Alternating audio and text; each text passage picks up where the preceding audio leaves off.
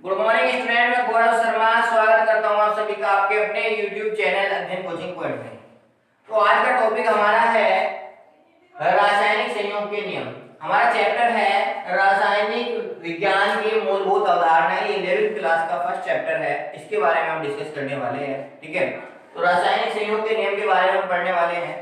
तो पहला टॉपिक है द्रव्यमान संरक्षण का नियम। द्रव्यमान संरक्षण के नियम का प्रतिपादन किसने किया? ये किया है ए लेवोइजियर ने, और ये 1774 ईस्वी में इन्होंने किया है। ए लेवोइजियर को केमिस्ट्री का पितामह भी कहा जाता है, रसायन विज्ञान का पितामह, ध्यान रखना है। ठीक है, उसके बाद आ जाता है दूसरा स्थिर अनुपात का नियम। इसका जो प्रतिपादन किया है वो प्राउस्ट ने किया है 1799 ईस्वी में। ठीक है, तीसरा आ जाता है गुणित अनुपात का नियम। गुणित अनुपात का नियम जो है इसका प्रतिपादन जो किया है जॉन डाल्टन ने किया है, और ये 1804 ईस्वी में किया है। डाल्टन का नाम आपने काफी सुना होगा, डाल्टन के आंशिक दाब का नियम या डाल्टन का परमाणु मॉडल। ठीक है, उसके बाद नेक्स्ट आता है व्युत्क्रम अनुपात का नियम।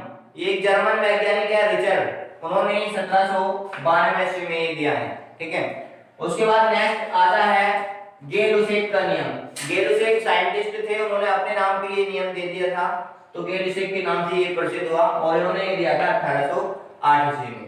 तो इन सभी नियमों को लेकर हम सबसे पहले द्रव्यमान संरक्षण के नियम के बारे में डिटेल से पढ़ने वाले हैं। ठीक है, पढ़ते हैं। तो पहला नियम आता है आपका द्रव्यमान संरक्षण का नियम। तो द्रव्यमान संरक्षण का नियम क्या है? भौतिक या रासायनिक परिवर्तन के फलस्वरूप प्राप्त उत्पादों का कुल द्रव्यमान सदैव अभिकारी पदार्थों के कुल द्रव्यमान के बराबर होता है। सीधा सीधा मतलब ये है कि जो भौतिक और रासायनिक परिवर्तन अभिक्रिया में होते हैं उसमें उसके बाद जो उत्पादों का कुल द्रव्यमान होता है वो बराबर होता है अभिकारक पदार्थों के। अभिकारक और उत्पाद क्या होते हैं?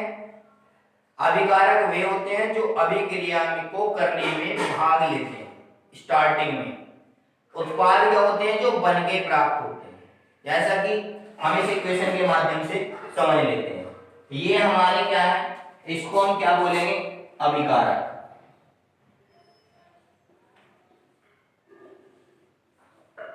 या इंग्लिश में आप रिएक्टेंट कह सकते हो। इनको क्या बोलोगे आप? उत्पाद। दोनों ही ये क्या है आपके? उत्पाद, क्योंकि ये इनसे बन के आए। ठीक है, ये अभिकारक है, ये आपका उत्पाद है। द्रव्यमान संरक्षण का नियम यहीं खत्म नहीं हो जाता।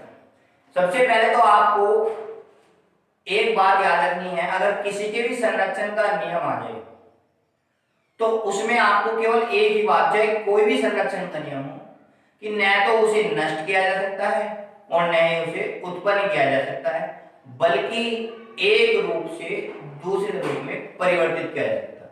ये केवल द्रव्यमान संरक्षण के लिए नहीं है, ऊर्जा संरक्षण के लिए भी यही है। बात समझ में आई? संवेग संरक्षण के लिए भी यही है। मतलब किसी के भी संरक्षण का अगर आ जाए तो उसी पॉइंट को लो, न तो उसको किसी में बदला जा सकता है, वो न तो उत्पन्न किया जा सकता है, न ही उसे नष्ट किया जा सकता है, बल्कि एक रूप से दूसरे रूप में बदला जा सकता है। ये किसी के भी संरक्षण का नियम हो सकता है। ठीक है, ऐसे इसका मैंने आपको बिल्कुल इसी लैंग्वेज में एक डेफिनेशन दी है कि भौतिक अथवा रासायनिक परिवर्तन के फलस्वरूप द्रव्य न तो उत्पन्न होता है और न ही नष्ट होता है। बिल्कुल कोई बात नहीं बताई, बल्कि यद्यपि एक रूप से दूसरे रूप में परिवर्तित किया जाता है। दूसरी डेफिनेशन मैंने आपको बताई थी कि अभिकारक पदार्थों का और उत्पादों का जो द्रव्यमान होता है वो इक्वल होता है। अब उस चीज को हम देख लेते हैं कैसे होता है। CaCO3 का हम द्रव्यमान निकाल लेते हैं यहां से। कैल्शियम CaCO3, कैल्शियम का 40 होता है, कार्बन का 12 होता है और ऑक्सीजन का 16 होता है, तो 16 3 48। देख लेते हैं क्या आता है। 40 और ये 12 और 48, 40 प्लस ये 60 हो गया इक्वल टू, इसका मतलब हमने 100 ग्राम लिया।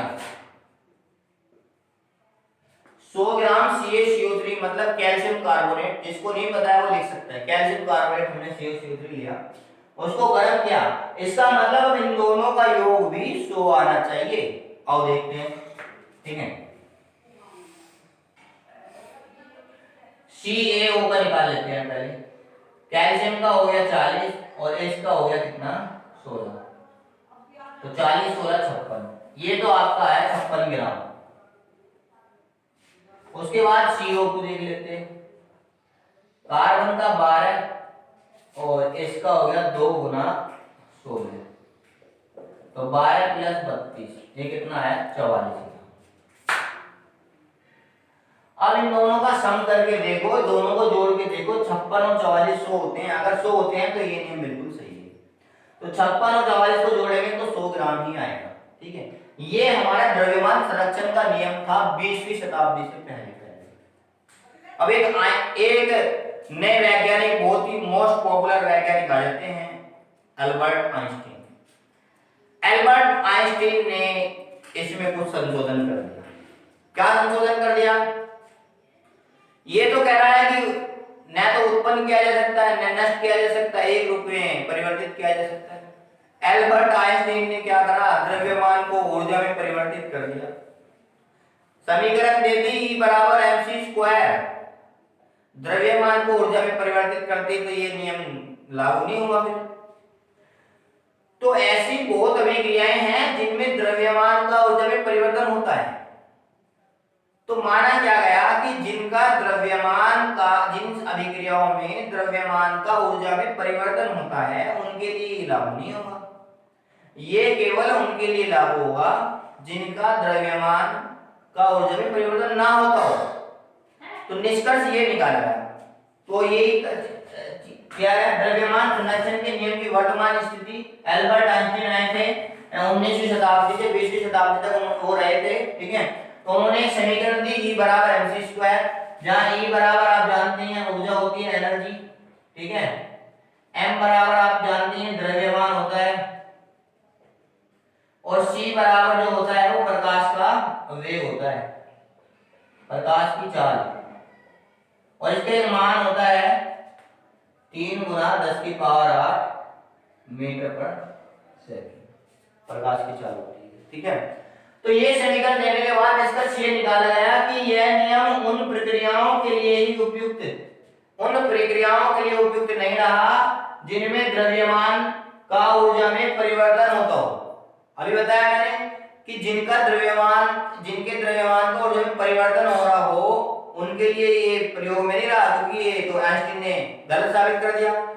फिर देखा गया कि सभी क्रियाओं में होता है क्या? सर नहीं, सभी में नहीं होता, जिनके में, तो इसका मतलब ये है कि जिनमें नहीं होता उनके लिए आज भी प्रयुक्त है। ये निष्कर्ष निकाला गया क्योंकि द्रव्यमान का ऊर्जा में परिवर्तन सामान्य अभिक्रियाओं में नहीं होता, जो नॉर्मल रिएक्शन होती है उनके उसमें संभव नहीं है। अतः जो नॉर्मल रिएक्शन है, सामान्य भौतिक और रासायनिक परिवर्तन है जिनका द्रव्यमान का ऊर्जा परिवर्तन नहीं होता, उनके लिए नियम आज भी उपयुक्त है। ये आपका द्रव्यमान संरक्षण का नियम होता है। तो दूसरा नियम आपका आ जाता है स्थिर अनुपात का नियम। अब ये स्थिर अनुपात का नियम क्या कहता है? ये नियम ये कहता है कि सोर्स हमारा कुछ भी हो, एक बार जो प्रोडक्ट बन चुका उसका वेट अनुसार अनुपात हमेशा उतना ही रहेगा। चाहे सोर्स आपका कुछ भी हो, चाहे आपने पानी नल से लिया हो, नहर से लिया हो, झरने से लिया हो, तो पानी में हाइड्रोजन और ऑक्सीजन का अनुपात 1:8 ही रहने वाला है, चाहे पानी कहीं से आपने लिया हो, उस बात से कोई फर्क नहीं पड़ता, ठीक है।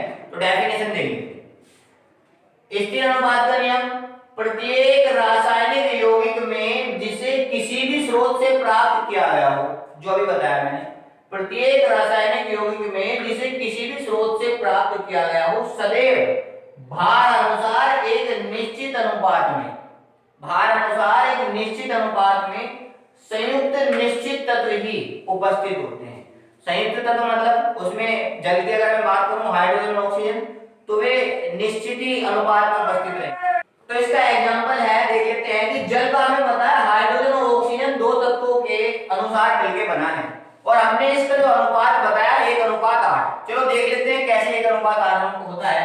हमने यहाँ H2O ले लिया, हाइड्रोजन का परमाणु भार 1 होता है, अनुपात में ले लिया, और ऑक्सीजन का 16 होता है, तो 2 अनुपात 16 हो गया। 2 से 16 काटेंगे 8 बार, तो 1 अनुपात 8 के अनुपात में हमेशा जल हाइड्रोजन और ऑक्सीजन के रूप में रहेगा, 1 अनुपात 8 के रूप में, ठीक है। अब यहां चाहे वो जल कुएं से लिया हो, नहर से लिया हो, या झरने से किसी से भी लिया हो। इसी तरह से हम एक एग्जांपल और देख लेते हैं, कार्बन डाइऑक्साइड। कार्बन डाइऑक्साइड का भी एग्जांपल हम देख लेते हैं कि कार्बन डाइऑक्साइड हमने ले लिया, कार्बन का 12 होता है और 2 अणु है इसके, और ऑक्सीजन का 16 होता है, तो 12 अनुपात 32। इसे काटेंगे 4 से, 4 दिया 12, 4 थे 32, तो इसका अनुपात आ गया 3 अनुपात 8। इसका मतलब ये है, चाहे हमने कार्बन डाइऑक्साइड कैसे लिया हो, ऑक्सीजन के साथ कार्बन को ऑक्सीजन के साथ जला के प्राप्त किया हो, या किसी भी सोर्स से हमने, या प्रकाश संश्लेषण की क्रिया द्वारा प्राप्त किया हो, किसी भी सोर्स से हमने कार्बन डाइऑक्साइड अगर प्राप्त किया है, तो उसमें अनुपात 3 अनुपात 8 ही रहने वाला है कार्बन और ऑक्सीजन का। ये नियम ये कहता है। परंतु मैं जितने भी नियम आपको बता रहा हूं वो कहीं ना कहीं गलत साबित हुए हैं। ऐसा नहीं है कि वो नियम अभी तक चलते आ रहे हैं।